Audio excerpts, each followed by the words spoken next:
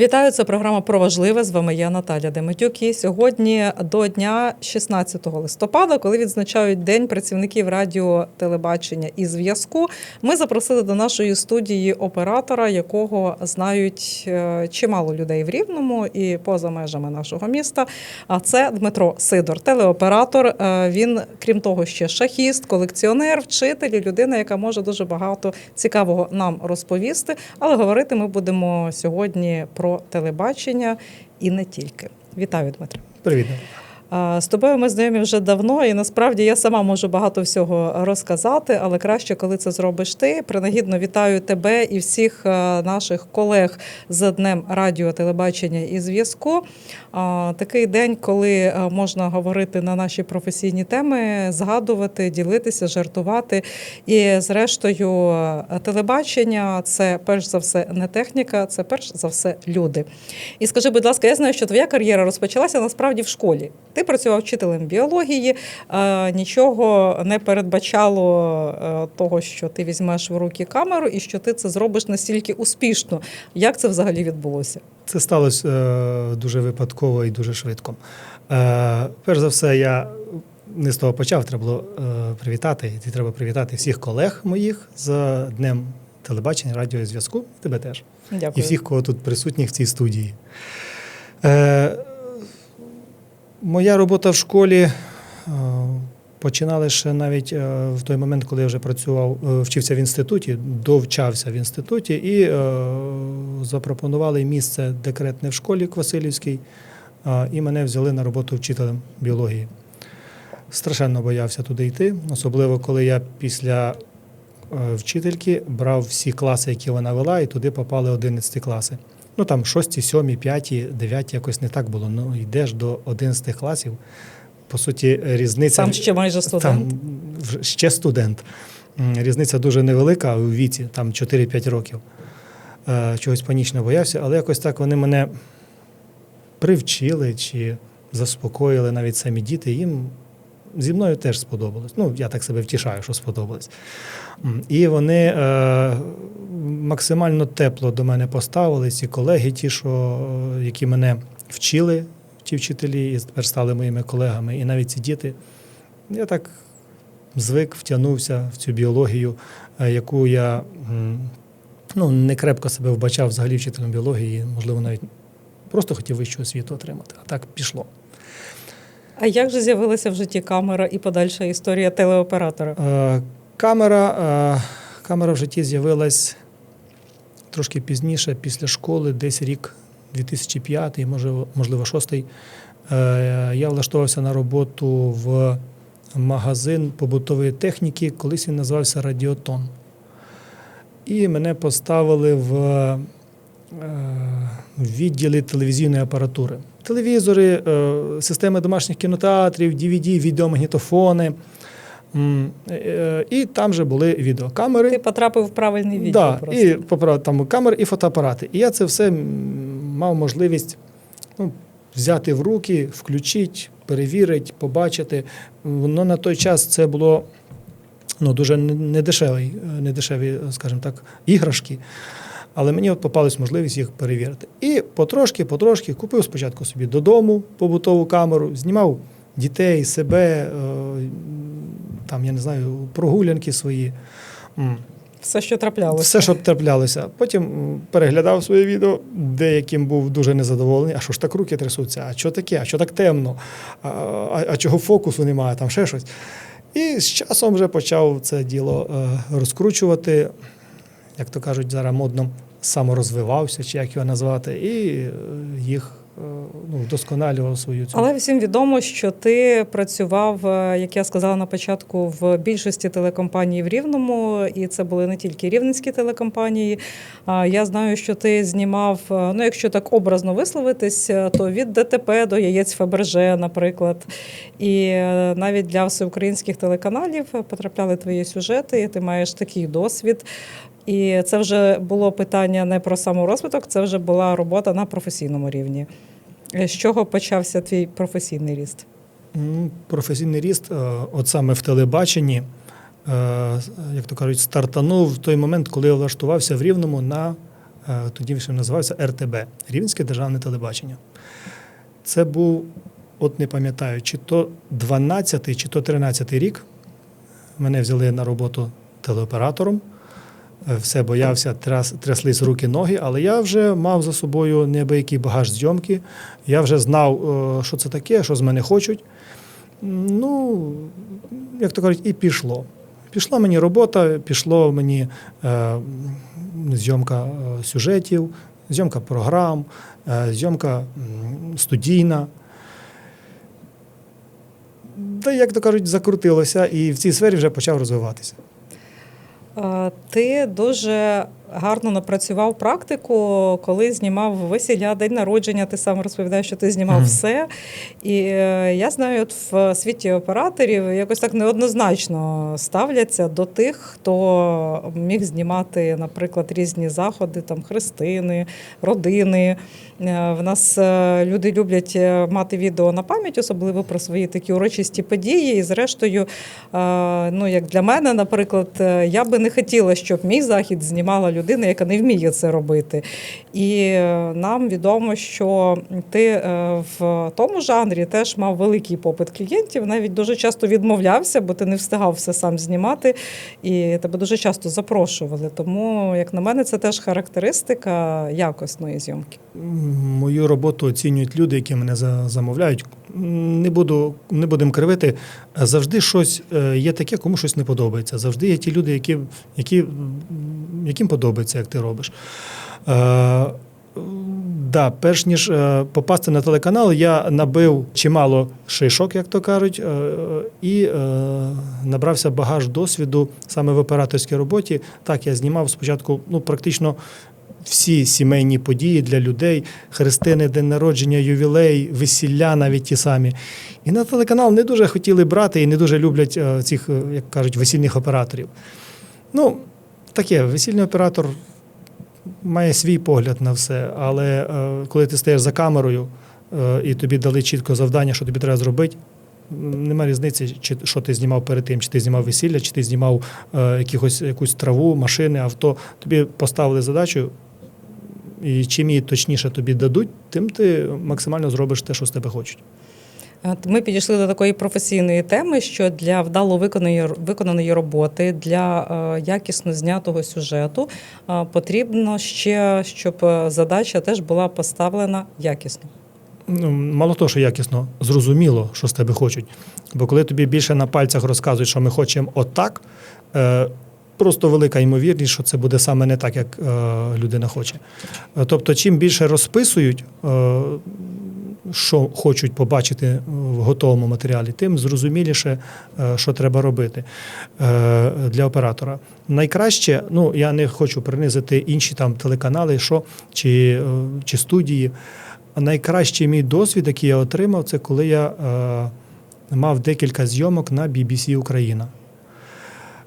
Приїхала журналістка, принесла розпис сюжету для себе, для монтажера і для оператора, де було чітко розписано, що треба знімати, який ми сюжет знімаємо, які кадри крупніші, яка тривалість буде сюжету. Тобто розписано було максимально. Я ніде такого не бачив, тільки в цьому одному телеканалі. Які складнощі виникають під час зйомок?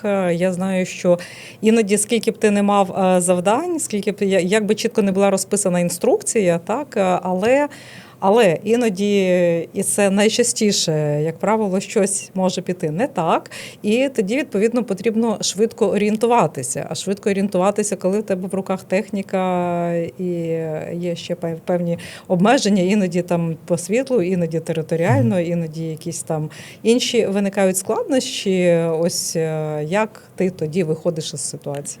Це, як то кажуть, індивідуально до моменту, який склався. Найчастіше, яке попадає в ситуацію оператор, це погода. Дощ, сніг, туман, дрібний дощ, сонце. то людину так не поставиш, бо їй в очі світить, а розверніть мене в другу сторону. Ти розвертаєш, дивишся, щоб у фоні якесь було відповідно, щоб до того сюжету про що розвертати. Це погода дає свої корективи. Всі, хто працює з технікою, знає, що в будь-який момент техніка може вийти з ладу. Це не значить, що розрядився акумулятор, а просто, не знаю, може просто вийшов з ладу. Все.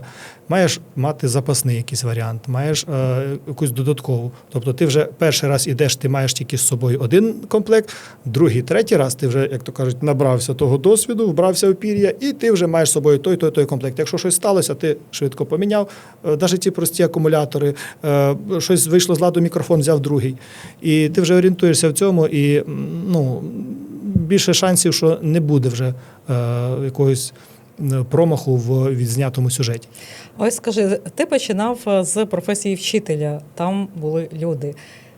Ти продовжив свою професію як телеоператор, і теж, відповідно, це робота безпосередньо з людьми. Чи любиш ти взагалі людей? Чи тобі подобається собі спілкування? Є, знаєш, екстраверти, інтроверти, до якого типу людей ти себе відносиш? Я навіть не знаю, як себе віднести. Я також скажу, що людина – це соціальна істота, і комусь треба більше оточення своє. Хтось обмежується там декількома людьми. Я не скажу, що мені треба там чи багато людей, чи один, двоє. Все залежить від ситуації. Якщо ти прийшов на весілля знімати, то як би ти не хотів бути з одним, ти будеш як мінімум між сотнею, півтори людей. Якщо ти приходиш на сюжет або на програмну зйомку, ти будеш обмежений 2-3 людьми. Тобто тут не можна сказати, що я люблю людей або ні, я не люблю людей. Всі люди специфічні, і всі люди, з усіма можна домовитися. З усіма можна щось розказати, розслабити людину в кадрі. Наступне питання буде, певно, що для багатьох болюче, називається воно робочий графік. І зрозуміло, що для операторів, для медійників, для журналістів в цілому в сфері телерадіо поняття робочий графік дуже таке розтягнуте і немає чітких меж, адже робота передбачає зйомки іноді у будь-яку пору доби, графік гнучкий, навіть мега гнучкий, я би сказала, та і відповідно в тебе можуть бути зйомки вечірні, в тебе можуть бути зйомки на виїзді, а в тебе можуть бути відрядження, і я знаю, що ти людина дуже сімейна, і я би навіть від себе сказала, що певно, що з таких знайомих вашу родину можна було б ставити в приклад, бо я знаю, що для тебе сім'я має дуже-дуже вагоме значення, і підтримка сімейна теж, і це відчувається. Але як сприймають вдома твій ось такий графік, який іноді навіть не заплановий? Ти плануєш одне, але графік зміщується, час зйомки, або затримуєшся в поїздці. І це, певно, теж накладається на якісь сімейні графіки. Це поїздки, сімейні справи, дні народження, там інші теми. Робота в медійній сфері не завжди передбачає роботу по графіку. І дуже часто буває, що субота-неділя ти собі плануєш вихідний, десь вийти з сім'єю, і тут тобі раптово дзвінок, треба бути на події, щось привезли, принесли, щось сталося, треба вже туди їхати. М'яко скажемо, дружина не в захваті. Діти теж часом, а коли ми знову побудемо, а знову треба бути. І, на жаль, я дуже часто був поза сім'єю, навіть трошечки шкодую. Треба було, можливо, навіть роботу підсунути, більше сидіти з дітьми. Часом... Ще є час. Ще є час, так. Да. Ще є час. Я скажу, що час є завжди. Дуже часто кажуть, що ти пілот літака. Ні, що час летить, але ти пілот літака, пам'ятай це. Якщо б я мав зараз можливість вернути час, мабуть, би я більше часу проводив би з дітьми. Бо коли ти якось мене питала, яке моє найбільше досягнення, я не знаю, щось перше, що мені в голові, це мої 2 дітей. Це дуже, Мило і щемно. Я думаю, що твоя родина, яка нас зараз дивиться і слухає, теж їм приємно це чути. Але в тобі насправді є багато різних таких талантів. І крім того, що ми тебе знаємо як хорошого талановитого оператора, ми зняли сотні сюжетів, ми зняли дуже багато програм, і хочеться вірити, що знімемо ще. Але тебе ще знають як колекціонера. Ти колекціонуєш різні речі, і ми ж мусимо розповісти нашим глядачам, що це за таблички. Дмитро Сидор колекціонує значки. Значки Різні, але я бачу на українську тематику, так? І розкажи, будь ласка, про колекціонування. Як ти до цього прийшов? Скільки їх в тебе є загалом? Я знаю, колеги про тебе сюжет знімали. Це теж можна знайти в просторах інтернету. Розкажи про свою колекцію. Значки, так само, як і більшість будь-яких захоплень, будь-кого, починається все спонтанно і не думаєш, що от давай з сьогоднішнього дня стану, почну щось робити. Попалось мені, коли був в 11 класі, один значок з українською символікою Тарас Шевченко на прапорі жовто-блакитному. Один попався, думаю, а ще якісь є такі значки? Наступний – просто звичайний прямокутник з жовто-блакитним прапором з тризубом. Є ще без тризуба, є з надписом «Україна». А скільки ж собі, думаю, тих модифікацій цих значків є. Почав цікавитись цим, почав купувати, шукав десь в товаришів, обмінював, хто просто так мені дарував. Як виявилось, що їх є чимало. Ну і більше, я знаю, більше 20 років тако по одному, по два, по три скуповую значки. Мене часом питають, ой, а який значок самий дорогий там чи що? Який самий дорогий? Да, самий дорогий той, якого ти ще не маєш тут. Цей вважається самий дорогий, бо він недоступний тобі поки що. Я не скажу, що вони якісь вартісні чи там дорогі, але в плані їх різноманітності і в плані їхньої, можливо, класифікації, я розмовляв теж з колекціонерами, то кажуть, що непогана підбірка значків, що більшість вони не зустрічали. Скільки їх є в колекції в тебе? Я не знаю, до 200 штук приблизно.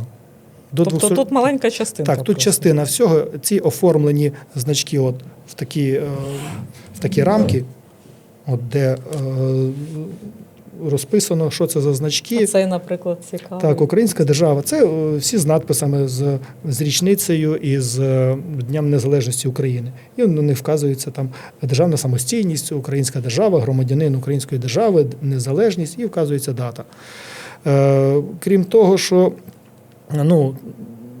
саме таких є але ж про багато. кожен з них ти можеш розповісти рік, походження, де вони використовувались? Походження і рік, тут навряд чи буде важкувато, але є деякі значки, що мають, принаймні ніколи б не подумав, що у них є. От є в мене пару значків, в яких ззаду написано, на цьому ззаду написано РЗВА. Рівненський завод високовольтної апаратури. Є значки, теж десь один, а мабуть, ще за період Радянського Союзу був зроблений, що ззаді стоїть клеймо значка, радянська зірка. З СССР, радянське клеймо, але значок має А є і сучасні? Я стараюсь стягувати значки десь 90-ті, 2000-ні. Сучасних значків, так, вони є в мене в колекції, але їх менше, і вони не такі, скажімо так, їх не так важко отримати, то я їх можу купити в будь-який момент. А ось ці значки, їх просто важко зібрати. Їх навіть якщо переглянути інтернет, навіть їх фізично мало. А такі, ось я в руках тримаю Квасилів. Так, це мені попало. Твій рідний Квасилів. Так, рідний Квасилів. Мені попалась підбірка значків населених пунктів Рівненського району. Вони тут не всі. От мені там попадаються Білашів, це не Рівненський район, Бармаки, Великий Житин, Малий Житин. Хочеться так оформити їх як сусіди Квасілова і все, що кругом нас живе. Тайкури, Корнин. Цих значків, Чи спадало тобі на думку взагалі десь презентувати, продемонструвати свою колекцію, щоб побачила її більша кількість людей? Ні, не було такої ідеї. все, як то кажуть, робиться між колекціонерами, показував. Колись директор музею Здолбунівського Олег Тищенко. Олег Тищенко. То я з ним чимало значків йому презентував.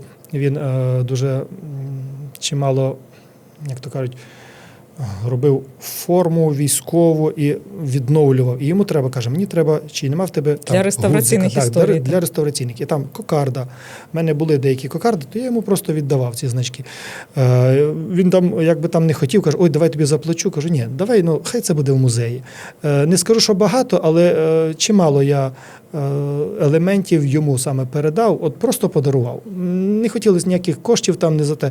Просто кажу, хай це буде в тебе. У мене воно є, але його менше бачать. Якось він мені говорив, каже, давай це все хоч покажемо в тебе в музеї. Кажу, от буде якась тематика, буде до цього прив'язана, то покажемо. Я бажаю, щоб колекція все-таки знайшла свого глядача, бо справді про це можна записувати окрему програму, окремий сюжет і зробити з цього окрему подію. Але в нас тут ще є головоломки, і я тебе знаю як невгамовну людину, яка постійно чимось зайнята. Я розумію, коли ти нікуди не їдеш, нічого не знімаєш, все одно ти знаходиш собі заняття. І, ну, ось, наприклад, давай продемонструємо ось цей предмет. Він такий, ніби здається, простий. Все дуже просто. Я не скажу, що я дружу з головоломками. Воно просто, але складно. Покажи. Це воно, як правило, кажуть, покажи на камеру, то воно і не вийде. Я розкажу так, що головоломки – це, я їх сприймаю як такий елемент розв'язати задачу поза її межами. Тобто відмежуватися від цього меншого, глянути на будь-яку проблему трошки ширше. Вона проста ніби виглядає, просто зняти це кільце. На камеру, будь ласка. Просто зняти кільце, але його треба просто скласти. Одна головоломка вже не секрет. Він просто знімається. Але коли обмежувати себе і пробувати тягнути фізично, ти його не витягнеш. Будь-яку головоломку, коли я ще працював в школі, я з дітьми, на дітях їх практично всі випробовував. Навіть є головоломки старих там олівець з ниткою, з такою петелькою. Їх там на сорочку чіпляли там, чи на сумку. От все, бачив якийсь елемент, що дитина на уроці не хоче чим зробити, щоб не відволікати, я йому дав цю головоломку, все, він сидить, як мінімум хвилин 30 він буде зайнятий. Так само і в магазинах зараз продають сучасні головоломки, до речі, їх дуже багато. І більшість цих головоломок, коли дивишся, на них так гордо написано там для дітей від 4 там, до 8 років. А ти зібрав за 2. Так, я зібрав за 2. Це те саме. Тобто, чим зовні виглядає вона простіше, тим ефект її розв'язання протилежний. Цікавіший.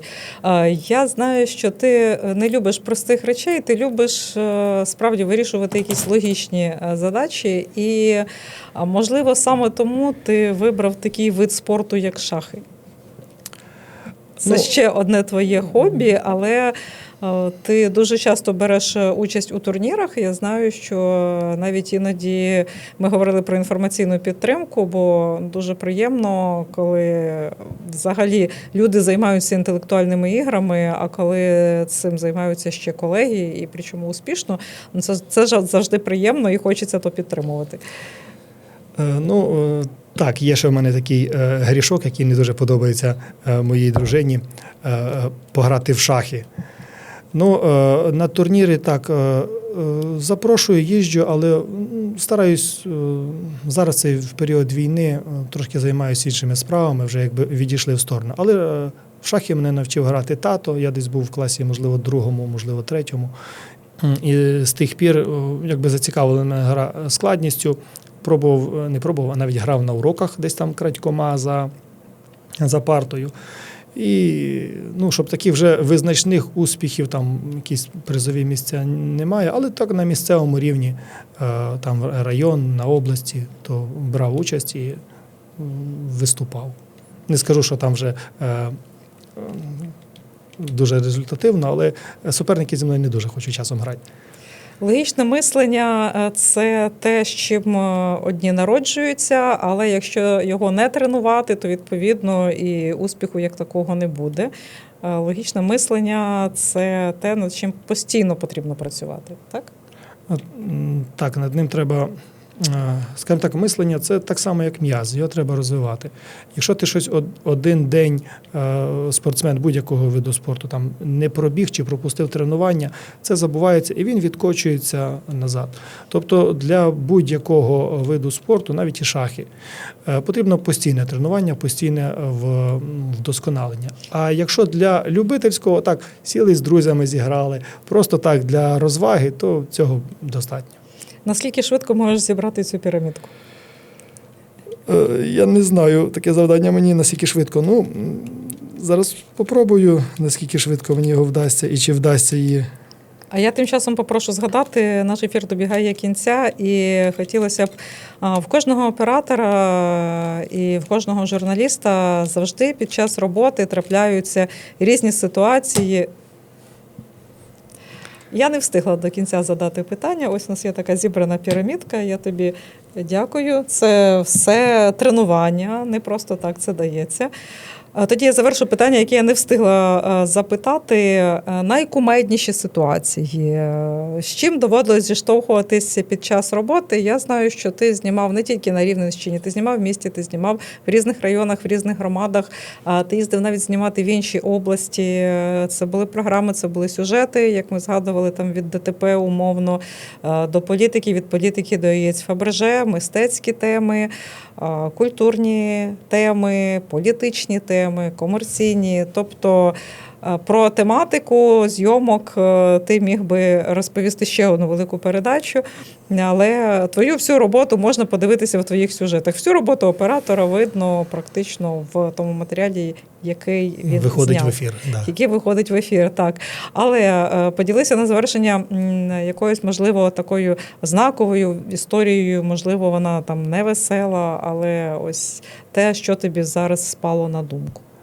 Ну, я би не сказав, що вона там не весела, але вона знакова. Це один з перших сюжетів, які я знімав для BBC Україна.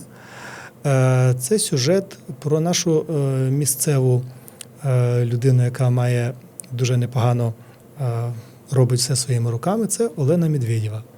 Я знімав сюжет «Вишита книга». Я вперше з нею там познайомився. Вперше я побачив, що це таке. Я навіть не міг би подумати, що людина так може вишивати. Це ж кожну букву, кожен рядочок, все вишивалось голкою. Оце мені найбільше запам'яталось. Недарма кажуть, що саме перше запам'ятовується найкраще і найдовше.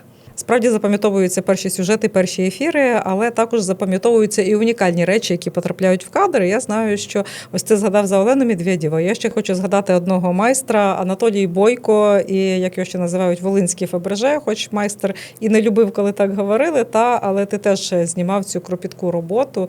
І скажи, будь ласка, які взагалі ще унікальні речі потрапляли в об'єктив камери? Це більше не речі, а люди. Найстарша людина, найстарша жінка-блогер. Їй було щось до 90 років. Вона займається блогерством і продає якісь поробки ручні. Сім'ю, яка приютила 26 чи 28 дітей, крім своїх. В основному на зйомках вражають не речі, а вражають люди. Їхні роботи, їхнє ставлення до життя, їх прагнення жити. Навіть попалась один раз, знімав сюжет про жінку, яка в 22 роки отримала травму, попала, не знаю, якось там нещасний випадок під плуг трактора.